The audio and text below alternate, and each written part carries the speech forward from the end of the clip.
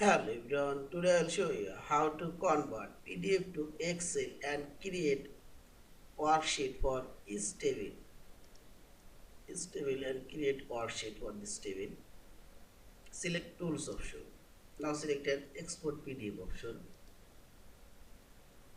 and select a spreadsheet and select a Microsoft Excel workbook and click on the Setting option.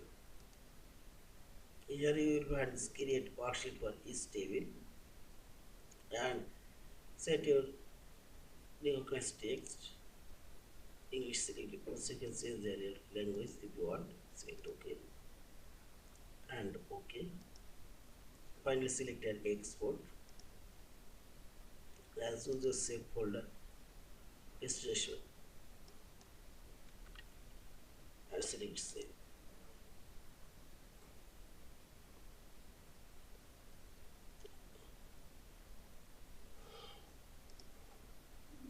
And see this.